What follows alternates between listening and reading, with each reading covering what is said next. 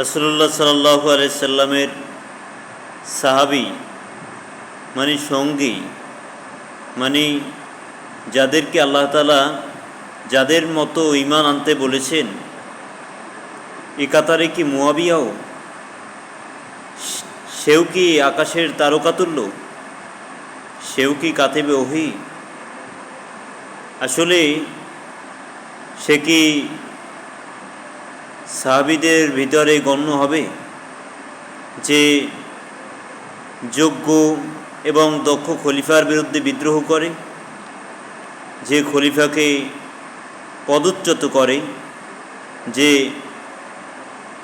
খলিফার বিরুদ্ধে যুদ্ধ করে, যার কারণে খারিজি উৎপত্তি হয়েছে, যার কারণে উৎপত্তি হয়েছে বিভিন্ন দলে ছিন্ন বিচ্ছিন্ন হয়েছে, সেও কি সাহাবী?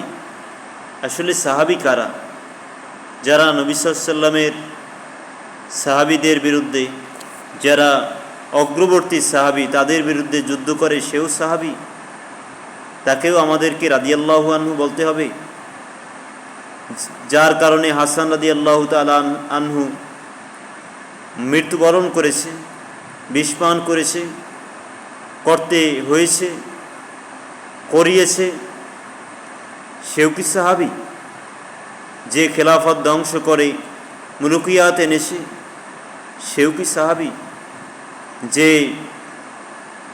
পুত্রকে খেলাফতে প্রতিষ্ঠিত করেছে, সেও কি সাহাবী? যে উমাইয়া খেলাফত প্রতিষ্ঠা করেছে, সেও সাহাবী।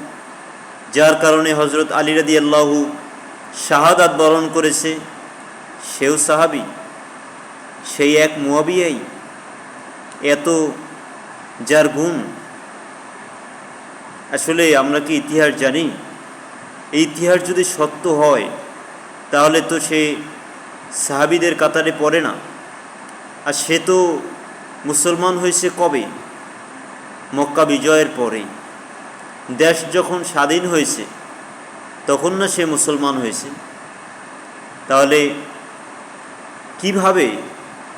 কিভাবে আমরা তার বন্দনা পাঠ করি? আলী রাদিয়াল্লাহু তাআলা আনহুর এগেনস্টে যে, এগুলোও কি সম্ভব? যে আলী রাদিয়াল্লাহুকে মহব্বত করে, সে কি তার বিপরীত কেউ মহব্বত করবে? এটা কি সম্ভব আদৌ? আসলে কি আমাদের অন্তরে আহলে বায়াতের প্রতি মহব্বত রয়েছে? আলী সম্পর্কে কি আমরা জানি? তাহলে কি জানি? উমাইয়া খেলাফত প্রতিষ্ঠা ছিল দীর্ঘ 90 বছর, যেখানে আহলে বায়াতদের বিরুদ্ধে বক্তব্য রাখা হতো। আল্লাহ তাআলা সঠিক বুঝ দান করুন।